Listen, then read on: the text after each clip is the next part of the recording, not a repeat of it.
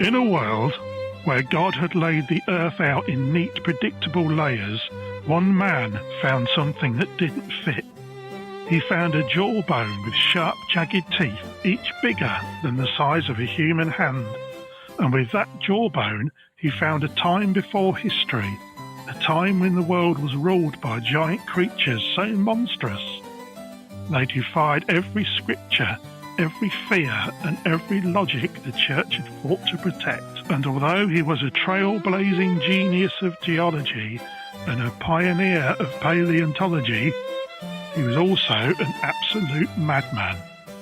He famously kept a pet hyena, allowed his children to ride giant tortoises like ponies around his garden, and most notoriously made it his personal gastronomic mission to consume every animal species known to man.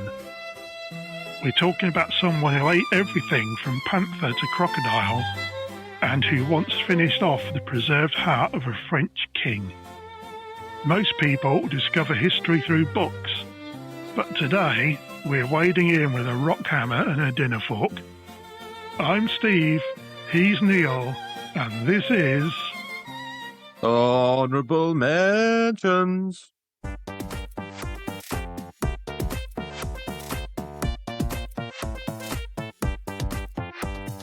Honourable Mentions. Hello, listener. How are you today? I hope you've had your breakfast. I hope you've had your lunch or your tea or your dinner, whatever it is you may have eaten last, because today's episode might leave you feeling a little bit ravenous, a little bit peckish. But none of us are going to be able to eat or sit down or relax or do anything until we know whether he's here and he's okay. So let's welcome him into the podcast. Hello, Neil. Hello, Steve. How you doing? Yeah, I'm all right, thank you very much. Neil? Good. Have you had your breakfast, tea, lunch, dinner, whatever you want to call it? All together at the same time, yeah. If it all together, you see, you have one meal a day, but it's all right. Cornflakes and gravy. Yeah, that's it. Anyway, for the listener, Neil, for the listener today, could you please give us your dinosaur impressions? That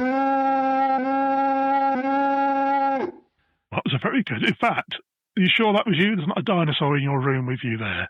That was me. That was you, was it? That was me, all me. I normally go to sound like a velociraptor. Yeah. Yeah. They're very good dinosaur impressions. You may be wondering why I'm asking you to do dinosaur impressions. I wasn't wondering, yeah, but I'll just do it anyway, don't I? We'll find out, shall we, listener? Yes, please. Why we're asking Neil to do dinosaur impressions today. Very good as they were. I know they were. In the latter third of the 18th century, Neil. Right. So this is your 1700s. 1700s, yeah. The Reverend Charles Buckland served as a rector of Templeton and Trusham. A rector? Two small settlements in the heart of picturesque Devon in the southwest of England. I know where that is. I know where Devon is. They make things so creamy. One of my favourite headlines ever in the newspaper, if you call it a newspaper, was the Sunday Sport, when they had an article about the lack of sperm donors in Devon. And the headline was, "Devon wants your cream," which I thought was very funny. Whether it was a true story and they made it up for the headline. I don't get it. Don't you? No. No. Well, maybe perhaps afterwards we'll have a chat. Yes, please. It's not one for the listener. Oh, okay. We'll have a chat. Thank you. The rector, remember we were talking about the rector, weren't we? You mentioned a rector, yeah. I did, didn't I? He was, of course, the Reverend Charles Buckland. Yeah. Although he served the area of Templeton and Trusham. Oh, okay, that's a nice area. Both begin with T. He actually lived in Axminster. Oh, so he had to commute. He had to commute on the train, where his son William Buckland was born on the 12th of March, 1784. Billy Buckland? Billy Buckland was born in 1784 on the 12th of March. As soon as William was old enough, The pair would spend long, tranquil afternoons together in the local countryside. Oh, doing what? Father and son collecting fossil shells, including ammonites, from quarries, which were then studied back at home, although how they got an entire quarry home is unclear. Well, I'd perhaps say moved their home to the quarry. Well, that would make more sense. William was a bright boy and educated first at Blundell School in Tiverton, or Blundell's, which is in Devon. Yeah. Before parting with his parents when he was sent to board at the prestigious Winchester College. Winchester, ah! And if you don't know the English public school system, listener, Winchester, we spoke about a rugby school in the previous episode. Winchester is another well-to-do school for the hoity-toity. It's where parents have jumpers over their shoulders. It's for parents with lots and lots of money. Is who it's for. Convertibles and jumpers over their shoulders and yellow cord trousers. In fact, our recent Prime Minister, Rishi Sunak, went to Winchester College. The billionaire former Prime Minister, Rishi Sunak. So you can found the type of people that would send their children there.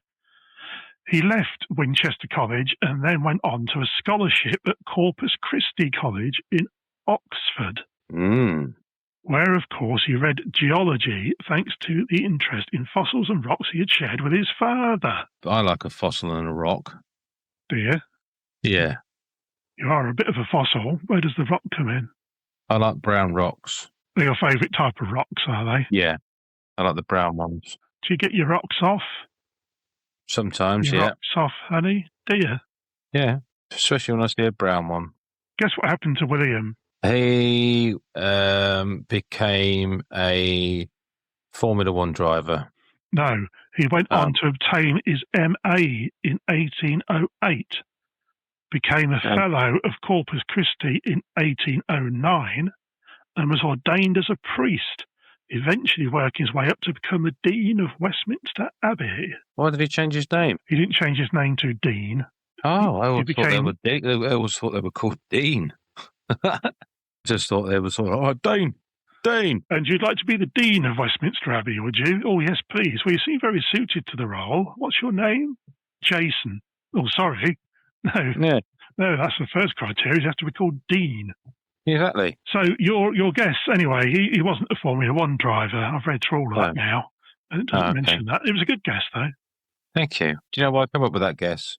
Because he went to Blundell, and there's a racing driver called Martin Blundell.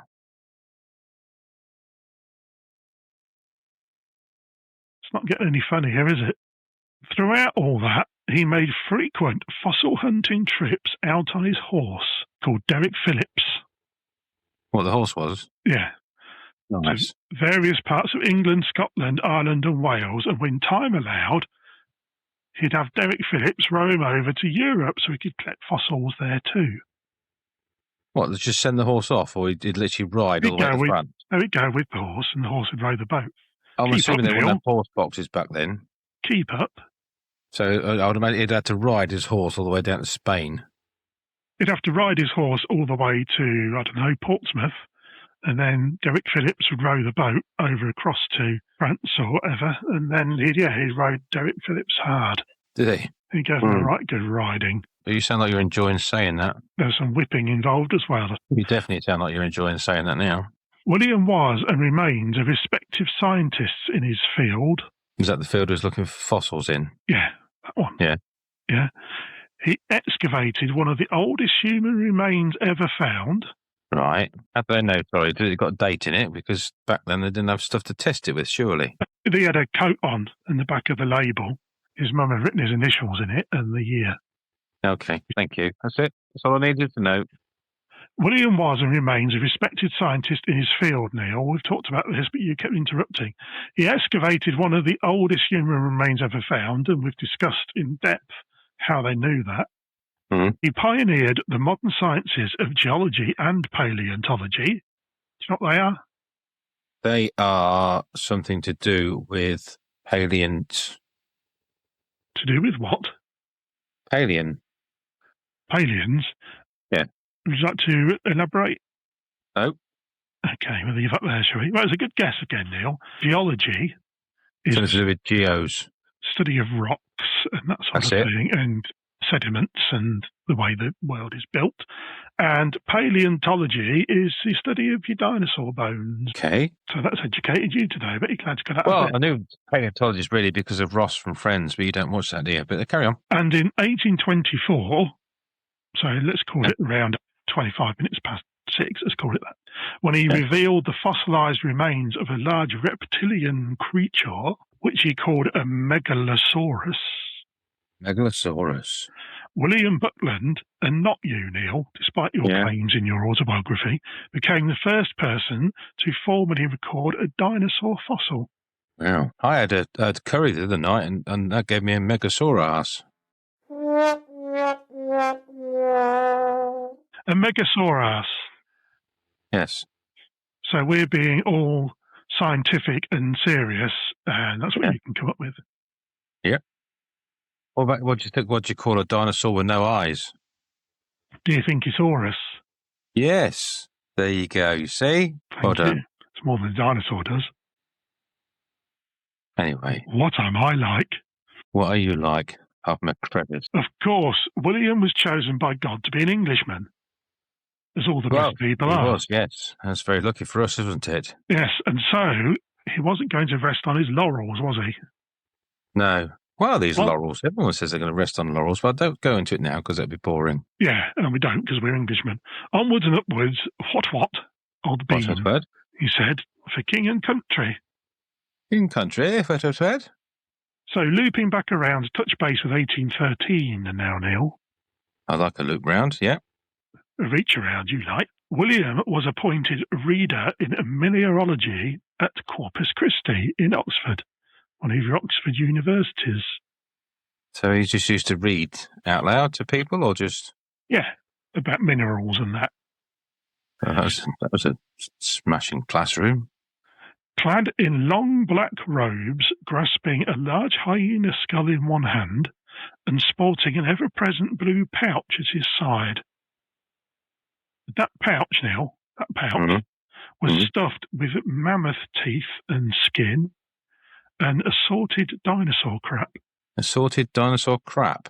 Quite literally. They're called coprolites. All right, that's a posh way of saying dinosaur That's your fossilized dinosaur poo. Dinosaur poop. William would give wild and passionate lectures packed with rude jokes and profanities and physical imitations of dinosaurs to keep his students entertained. Did he call that blue pouch Steve? Why? Because that's a bag of shit.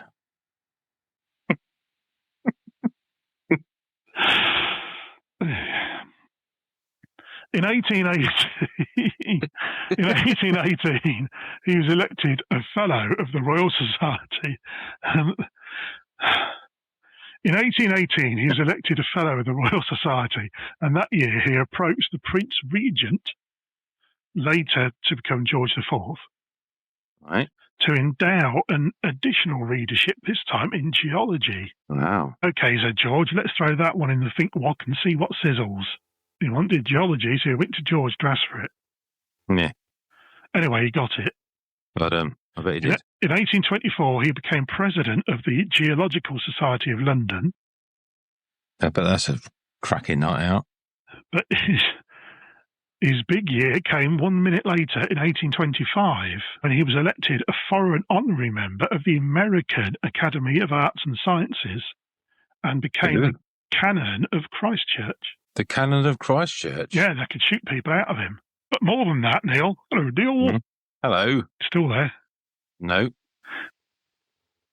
How about now? Oh, yes, I am. Sorry. You are there. So you're there all along. My mistake. You tricky trickster. More than that, Neil. Hello, Neil. Hello. In December of that year, he married Mary Morland of Abingdon, Oxfordshire, who was an accomplished illustrator and a collector of... Stamps. No, try again. Smurfs. Oh, that's a good guess. That's what I'd written down here initially. No, yeah. Fossils. Oh, fossils. So that's what attracted them to one another, isn't it? Yes. Yeah. Picking up my fossil. Guess what they did on their honeymoon? They went fossiling. Apart from the obvious. Yes, They went around touring Europe with visits to famous geologists and geological sites.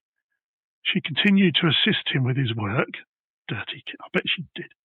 As well as having they had 9 children. Well, there's not much to do looking at fields, is it? So I don't know whether they had the 9 children on honeymoon. Well, that was quick, wasn't it? 5 of whom survived to adulthood. Okay. So there's you taking the mick out of them there when I was trying to be serious, and only 5 of them made it to adulthood.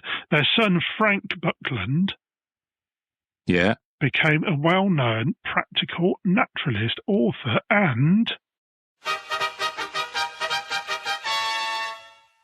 paleontologist. Inspector of salmon fisheries. Oh. Surprised you didn't say that. The clues are all in the bit before. We will be coming back to him later, Neil. Okay. Believe me. I'm excited about that. Good. Because, Neil, all of that was just a preamble, a mere appetizer, and a amuse-bouche, if you will. Yeah. Because from this point on, those with an aversion to stories about eating meat, be warned. Oh. If you're one of your vegans they have these days, or even one of those vegetarian types. What about a pescatarian, please? Is there a little warning in the mind just because he's eating most meat? Does fish come under the meat category? Yes. Does it? Yes. Okay. If you were lucky enough to be invited to dinner at the Buckland residence sometime in the 1830s. Yeah. Were you? Were you ever lucky? I wasn't. Were you ever lucky? It's a nice time to eat, though, isn't it, that time? About 6:30. Yeah. Do you ever go to the Bucklands? No, I've never been, to be honest, no. No, I never had. What you'd find there is a house bursting with books, rocks and fossils. You'd meet Billy, who was William's pet hyena, and witness rambunctious children. Who? Rambunctious children. That's a good word, isn't it? It's a good word. Write that down. We'll use it in more. Rambunctious children. Running about between guinea pigs, snakes, frogs, ferrets, hawks, owls, cats, dogs, and at least 1 pony. In the house? Inside and outside, unless they were outside, where they'd like to stand on large pet tortoises while foxes and chickens caused absolute havoc. Does that give you an image of this house? It does, yeah. It reminds me of not wanting to live next door to them. You've got all this chaos, all this rambunctiousness. We've gone back to that word again. And for some reason, only the tortoises were allowed inside. I don't know why that would be. Quite exhausting, you might think, though, Neil. Quite exhausting and quite a pungent smell, one would think. But soon dinner arrives beneath a silver cloche, or cloche, however you want to say that, placed at the centre of the table, and the table has been inlaid with coprolites. Coprolites. Do you remember what they were? They're some sort of stone, aren't they? They're your dinosaur poops. Ugh. So they're having dinner and they've got dinosaur poop on the table. Inlaid into the table with coprolites. Beautiful. Nice. My kind of table, that is. Not. Your stomach begins to rumble, Neil. You wouldn't. Yeah, it'd probably be Gib.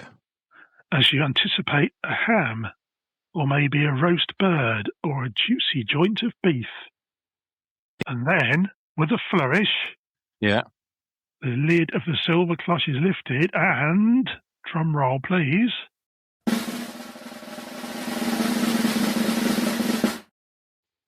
it's a mouse on toast. A mouse on toast. And maybe you were lucky. William had a fondness for mice served on toast. But he said that the common garden mole was the worst tasting thing he'd ever eaten until the day he chewed on a bluebottle fly. What's the matter with the man? I don't know what's the matter with him. It's one of the worst things in the world when you're out and about, then all of a sudden a fly flies into your mouth, and you sort of... Anyway, you see now, I'm listening, yeah. Yeah, William. Yeah. He believed the stomach rules the world. Which I think was a song by Tears for Fears, wasn't it? It was, yeah. And his ambition was to eat every single species of animal on God's green earth, a hobby that is called zoophagy. Zoophagy? Zoophagy. Zoophagy. Zoophagy, all one word. Zoophagy. Zoophagy. I'm saying that, Zoophagy. That's it. You said Zoophagy. Like it's a lady called Sue, and her surname was Fadgy. No, zoo. I sound Zoof. Is it Zoophagy? Zoophagy. Zoophagy. Okay, whatever. I'm sure we've got it. The message is there now. It's sunk in. The message is there and it's sunk in. Yeah, I've got my teeth into it. Like some of these meals you may have had if you went to William Buckland for your dinner. You may have easily... I'll never go around there for dinner. Thank you very much, You may have easily been served hedgehogs. Ew. Or a roast ostrich. A poi pois. That's your seafood. A sea slug. Ew. Crocodile steaks. Earwigs. What? And horror of horrors. What's the worst thing, do you think, you could put out in front of you there when he lifts up that silver cloche and you'd be like, oh my God. The worst thing I could think of is probably feet. Cooked puppies. Oh, for God's sake, what's the matter with the man? What? I don't like him. Really don't like him, Steve. There must have been sausage dogs. Ah, ha, ha, ha, ha. At least they were definitely hot dogs. Why is he doing that? Is he just a fetish man, or is he just an absolute barbaric? I just want to kill everything and eat it. Well, we've gone through this. If you were listening, well, what research is it though? There's no research involved, is it? It just wants to eat everything on Earth. Yes. Why? Because, like you said, it's a fetish, and it's I just want to eat everything on Earth and say that I have. One guest reported that William had served soup at a dinner party before informing everyone that it was an alligator he had dissected earlier that day. To the guests' significant shock. Do they have buckets next to every chair so they can literally go, oh, that was nice. They'll go, to prove his sanity, when asked if he really had served an alligator, he said, as good as a calf's head as ever wore a coronet. Yep, man as a box of frocks. He couldn't have said that any clearer, could he? No. Another account says that William served his guest a pickled horse tongue without telling them what they were eating until their eating was done. And once, when he was visiting an Italian cathedral, which they have over there in Italy.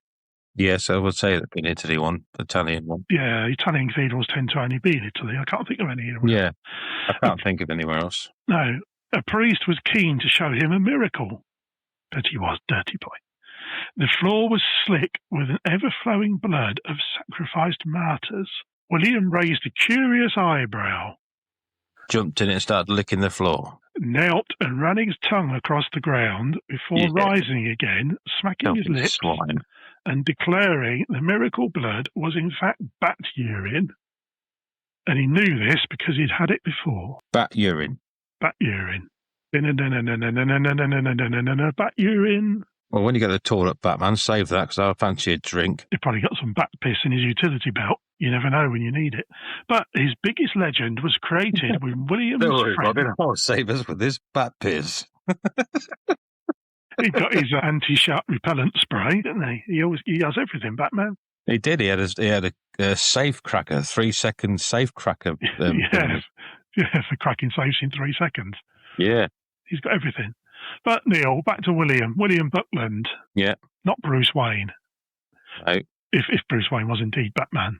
That's a secret identity. We're not supposed to know that, so shush. If you heard that, listener, sorry, but keep it shush. Yeah. Spoilers. Neil, William Buckland, his biggest legend was created when his friend, the Archbishop of York, from the Archbishop of York. Yeah, I know that one. I didn't know the first one. His name was Edward Venables Vernon Harcourt. Oh, lovely. Lovely. Yeah. What he would do if his son wanted to double barrel his own name? How long did he go for? Edward Venables Vernon Harcourt Smith. Yeah, lovely. Then you got Edward Venables Vernon Harcourt Smith Jones III, or whatever. It just goes on. It's ridiculous. We're doing it. Anyway, Neil. Hello, Neil. Hello. Anyway, Edward Venables Vernon Harcourt, or Lord Harcourt for short, withdrew a shriveled object. Ugh.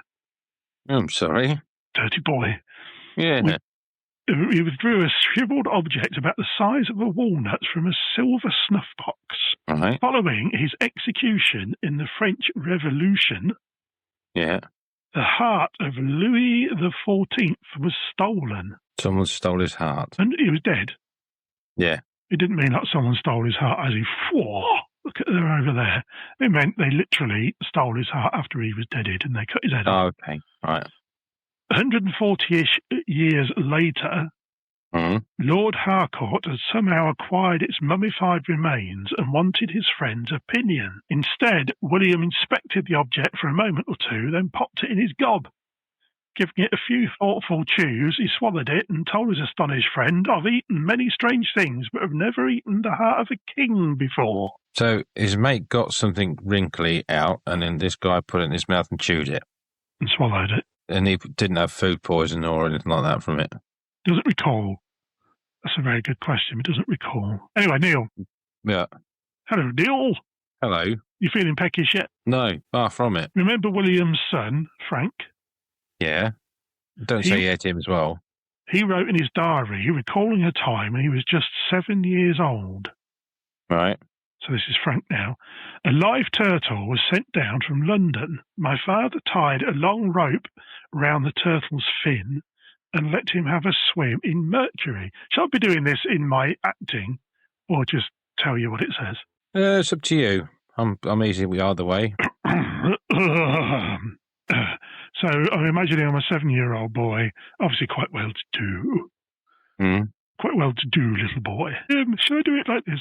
A live turtle was sent down from London. My father tied a long rope around the turtle's fin and let him have a swim in mercury. And this is coming out of the character now. Mercury is the ornamental water in the middle of Christchurch Quad, not the highly toxic, naturally occurring silver-white metal. I was going to say. Symbol Hg atomic number 80. Yeah, that's what I was going to say as well. That becomes a liquid at room temperature. Yeah, that's it. We're not talking about that, just to clear that up now. Because you were going to say that, I should imagine. I said it. I just had it on the tip of my tongue. Yeah, it's poisonous. Oh, I didn't have it on the tip of my tongue. What did you say you did then? Trying to impress the listener. Yep. I'm back embodying the 7-year-old Frank. Yeah, I bet you are. Did you on the church? The turtle swam while I held the string. I recollect, too, that my father made me stand on the back of the turtle while he held me on. I was then but a little fellow, and I had a ride for a few yards as it swam round and round in the pond. As a treat, I was allowed to assist the cook to cut off the turtle's head in the college kitchen. The head, after it was separated, nicked the finger of one of the kitchen boys who was opening the beast's mouth. The same head is now in my museum. So that's a little story Frank wrote in his diary, recording his childhood, which all sounds to me to be pretty normal, doesn't it? He's not going to grow up with any mental problems. No, I don't think there'll be any mental issues at all with that family. That's as mad as a box of frogs, but they probably ate that.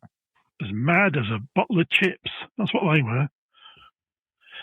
Frank, or Francis, to give him his full name, was a short man with a consistently dishevelled appearance. I'm not surprised with the diet he's had. But was jovial and popular with a childlike view of the world, like Alexander Boris de Pfeffel Johnson, give him his full name, who was our previous Prime Minister. We're doing well with previous Prime Ministers here. Eating was one of the first things that landed Frank in trouble. Mm-hmm. According to William, when his son was only 2.5 years old, he ate the end of a candle. Right. So as a perfectly fair and rational punishment, what would you do if your sons had eaten the end of a candle when they were 2.5 years old? Eaten the end of a candle? Yeah. What would I have done? I would have put all the candles out of reach. Well, that sounds like a reasonable response. And probably, I don't know, give them a bit of a talk as to why eating candles is not a good idea. So you'd educate them to say that that's not food and don't ever do it again, but then you'd make sure that you'd put them all out of reach. Some may say, Neil, you'd enlighten them. Because it's a candle, you see. Anyway, William didn't share your liberal, woke, lefty views. He said you'd probably put a bit better off with a bit of salt on that. So, as a perfectly rational and fair punishment, he shoved the toddler inside a thorny furze bush for a whole 10 minutes and made him stay there. I've got nothing. I've literally got nothing on that. He probably had to stay there for the full 10 minutes while William went off to collect his Father of the Year award from Marvin Gaye Sr. Go and Google that one, kids. That's one for the ages. Don't you remember that one, Neil? Marvin Gaye, the singer. Yeah. Let's get it on. That Marvin Gaye. Yeah. His dad was Marvin Gaye as well. And it was him who shot and killed Marvin Gaye. Because he thought Marvin Gaye was singing the devil's music. That's one up from shoving into a thorny furze bush. To be fair, that had already been done, hadn't it? Frank survived spiky bushes and being bitten by dead turtle heads to go on, like his father, and study at Oxford. Right. He trained as a surgeon and became known for trading fish for human corpse parts to further his studies. Oh, mate, I don't suppose you've got an arm, have you? Well, it cost you 3 trout. Truth be told, though, Neil, he wasn't a very good student and eventually strayed from his medical path. Instead, he travelled extensively and wrote popular articles about the natural world, and his modern casual tone was so different from the stuffy literature of Victorian Britain, he became quite the famous whoopsie. I think he did leave his medical path, because I imagine when he was doing his surgery, it was like a buffet table for him, wasn't it? Growing up in a house overrunning with exotic pets and with a dinner table buckling under the weight of more of them, it's no wonder that Frank began to own his own little zoo at college.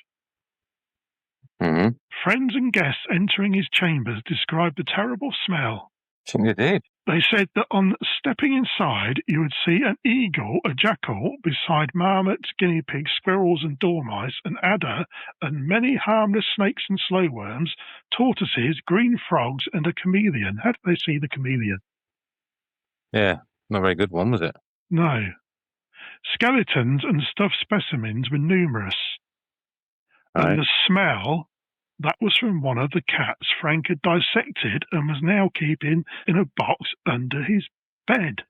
Serial killer. I was just going to say, it's giving off serial killer vibes, isn't it, this fella? Yeah.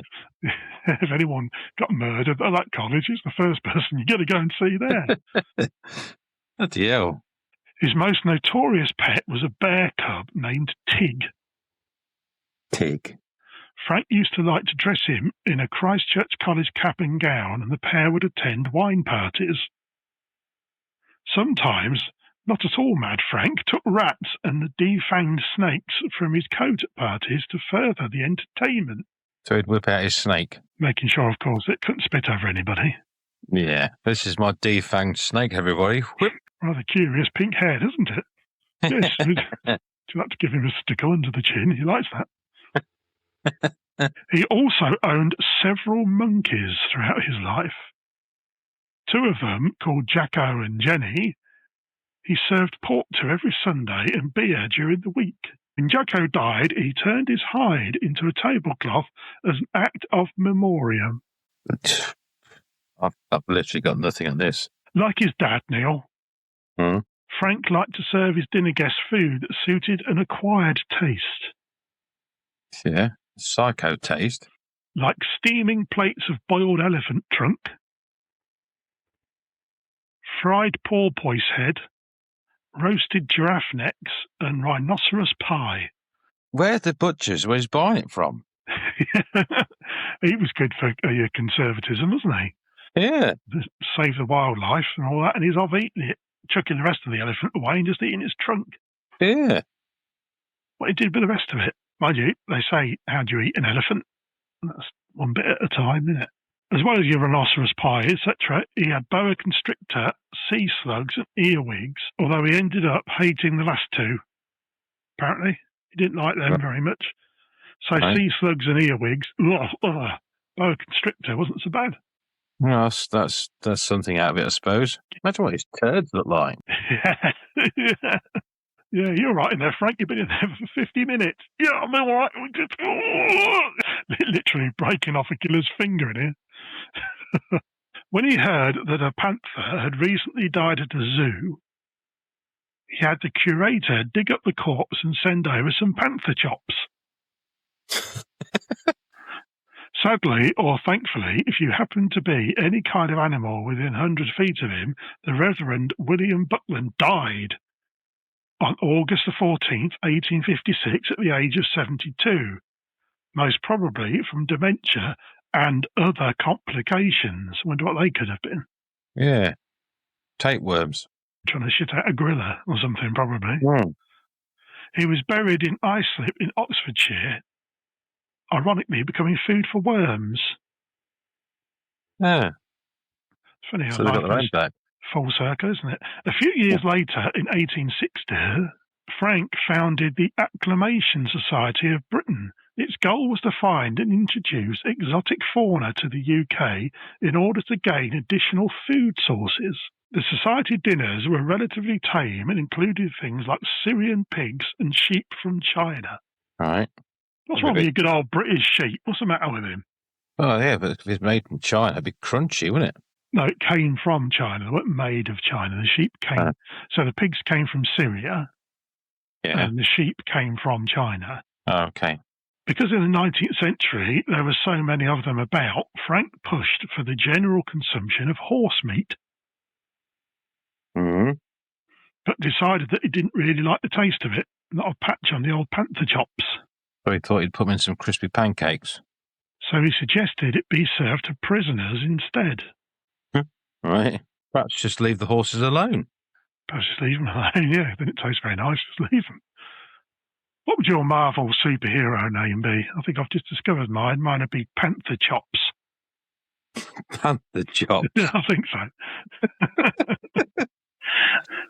I don't know, really. Help! Help! Who's going to save us? Don't fear, citizen. It's Panther Chops. Da, da, da. You can see it already. I'll be ringing Disney, see if I can get the new Avengers film. Yeah, do it. Frank died on December the 19th, 1880, at the age of just 54. Right. And although he was arguably madder than his dad, his legacy slipped into obscurity.